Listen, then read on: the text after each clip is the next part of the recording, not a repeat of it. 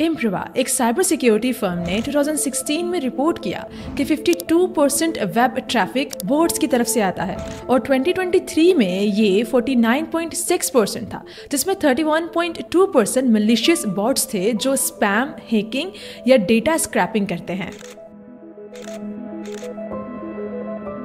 मतलब जब आप इंटरनेट यूज करते हो तो आपके साथ सिर्फ नॉर्मल ह्यूमन यूजर्स नहीं होते बल्कि बॉट्स यूजर्स भी होते हैं, और जितनी तेजी से इन बॉट्स यूजर की तादाद इंटरनेट पे बढ़ती जा रही है, ये एक बहुत ही अलार्मिंग सिचुएशन या फिर एक बहुत ही अलार्मिंग कंस्पिरेसी थ्योरी की तरफ हमें लेकर जा रही है, और इसे कहते हैं dead internet theory. It's literally replacing humans on social media platforms. All of your online existence is fake. The fact that there's just so much of it and you can just scroll and scroll and scroll and never hit the bottom. They can kind of change the narrative around anything they want. अस्सलाम वालेकुम, मुझे सारा कहते हैं और आज की video में हम डेड इंटरनेट थ्योरी के बारे में बात करने वाले हैं और ये जानने की कोशिश करने वाले हैं कि क्या रियली में हम इंसानों से ज़्यादा सोशल मीडिया पर बॉट्स या फिर रोबोट्स एग्जिस्ट करते हैं, और अगर वो एग्जिस्ट करते हैं या फिर ये बॉट्स टेक्नोलॉजी इतनी तेज़ी से बढ़ रही है तो क्या रियली में ये फ्यूचर में हमारे लिए काफ़ी ज़्यादा नुकसानदेह साबित हो सकती है।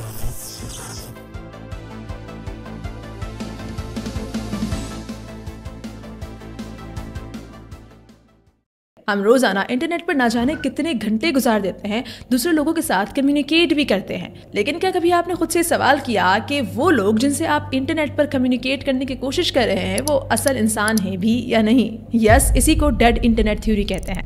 डेड इंटरनेट थ्योरी के मुताबिक 2016 में ही इंटरनेट खत्म हो चुका था। हुकूमत ने इंटरनेट बंद किया, ना ही स्लो डाउन किया। आसान लफ्जों में एक ऐसा आइडिया जो कहता है कि इंटरनेट अब जिंदा नहीं है बल्कि एक भूत बन चुका है, जहाँ पर स्पैम और फेक कंटेंट हमें हर जगह देखने को मिल रहा है। ज्यादातर online content, post, comments, articles, memes boats या फिर एआई की तरफ से बनाए जा रहे हैं, और इस सब में स्पैम का एक बहुत बड़ा रोल है। स्पैम का मतलब है एक्सेसिव, इररेलेवेंट या फिर अनवांटेड कंटेंट। जैसे कि 1970 का मोंटी पाइथन्स फ्लाइंग सर्कस, जो कि एक स्केच कॉमेडी सीरीज थी, इसके सीजन 2 के एपिसोड 12 में देखा जा सकता है, जहां पर एक कैफे में हर डिश में स्पैम है और Vikings lovely spam, wonderful spam गाते रहते हैं।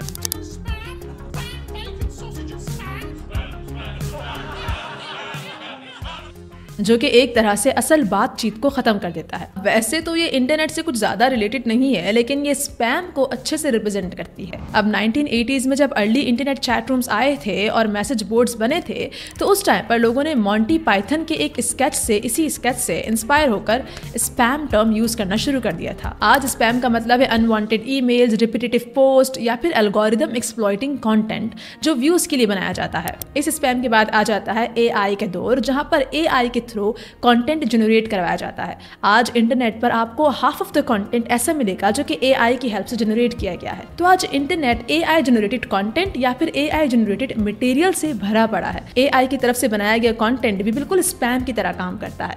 इसीलिए डेड इंटरनेट थ्योरी का ऐसा मानना है कि एआई जनरेटेड कंटेंट और स्पैम, इन दोनों ने इंटरनेट को पूरी तरह से मार दिया है। मतलब कि ह्यूमन एक्टिविटी कम हो गई है, बोट्स ने टेक ओवर कर लिया है। अब देखो, ये डेड इंटरनेट वाली जो थ्योरी है ये अलार्मिंग है कुछ लोगों के लिए, जबकि कुछ लोगों का इस पर कोई बिलीव नहीं है। वो लोग जिन्होंने इंटरनेट के अर्ली डेज देखे हैं उनके लिए डेड इंटरनेट थ्योरी रियल है, क्योंकि वो अर्ली डेज को फील कर चुके हैं, जहां पर इंटरनेट के थ्रू अपनी अपनी क्रिएटिविटी को पहचानते थे और उससे कंटेंट जनरेट करते थे। Can you explain what internet is?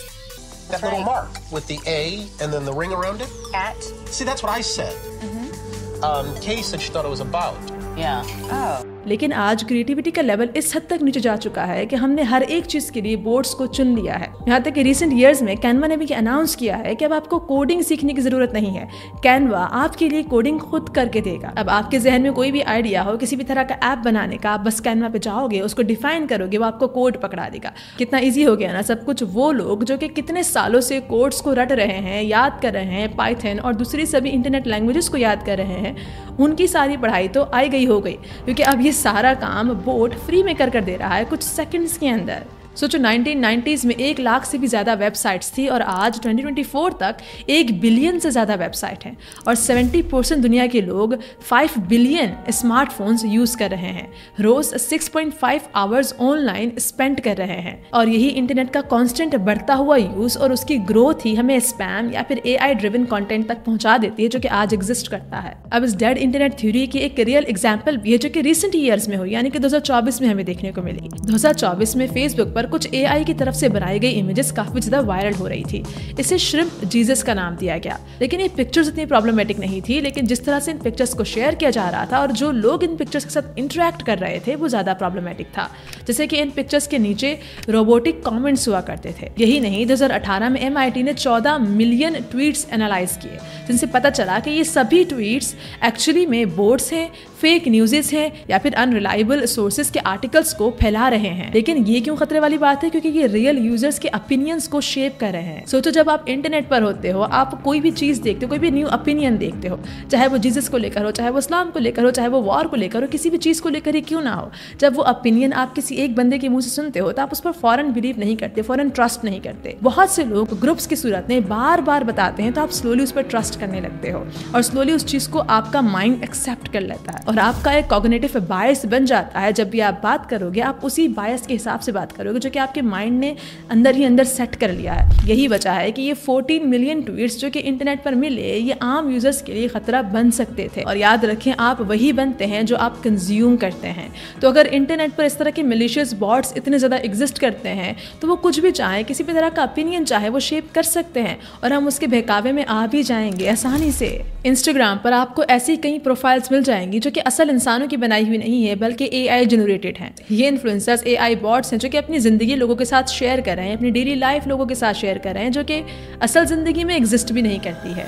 2024 में प्रो रशियन डिसइंफॉर्मेशन कैंपेन्स ने AI जनरेटेड कंटेंट यूज़ किया यूक्रेन के सपोर्ट को कम करने के लिए, क्योंकि आज अगर हम चाहें या फिर ना चाहें हमारा आधा दिन तो हमारे मोबाइल पर गुजर जाता है। तो जब आप इंटरनेट पर इतना ज़्यादा वक्त गुजारते हो तो वहाँ पर जो ओपिनियंस, जो चीज़ें आपको देखने को मिल रही हैं वही आपकी पर्सनैलिटी को शेप करती हैं। अगर आप बहुत ज़्यादा फेमिनिस्ट कंटेंट कंज्यूम करते हो तो आप एक फेमिनिस्ट बन जाते हो, आपकी पर्सनैलिटी में वो चीज़ दिखने लगती है, आप उसी तरह से बात करने लगते हो।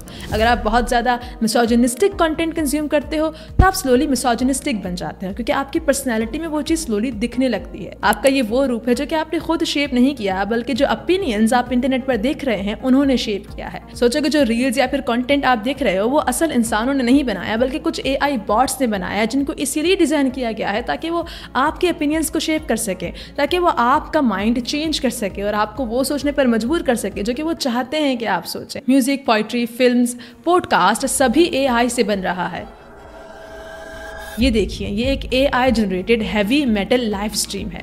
ये म्यूजिक 2019 से नॉन स्टॉप यूट्यूब पर लाइव चल रहा है, क्योंकि इसे AI की तरफ से जनरेट किया जा रहा है और AI कभी भी आउट ऑफ कंटेंट नहीं है। वो मुसलसल इस तरह का कंटेंट या फिर जो भी आप चाहते हैं उसको जनरेट कर सकते हैं बिना किसी ब्रेक के। टिमोथी शॉप ने कहा कि 2025 तक 99.9% ऑनलाइन कंटेंट AI जनरेटेड हो सकता है। ChatGPT हर 2 वीक्स में इतना सिंथेटिक टेक्स्ट बनाता है जितना सारी फिजिकल बुक्स में नहीं हुआ आज तक। ये स्केल ह्यूमन क्रिएटिविटी के मुकाबले में बहुत ज्यादा बड़ा है। अब एक तरफ तो लोग इस डेड इंटरनेट थ्योरी के मानने वाले हैं, जबकि दूसरी तरफ लोग इसको काफी ज्यादा क्रिटिसाइज भी करते हैं। कईयों का ऐसा मानना है कि काफी ओवर हाइप्ड है, यानी कि बढ़ा चढ़ाकर बातें बताई जा रही, इतना ज्यादा भी कुछ क्रेजी नहीं हो रहा दुनिया में। इंटरनेट पर आज भी असल इंसान मौजूद हैं। रेडिट पर असल इंसानों की कम्युनिटीज हैं जो कि आपस में बातचीत करती हैं, आपस में अपने आइडियाज को शेयर करती है।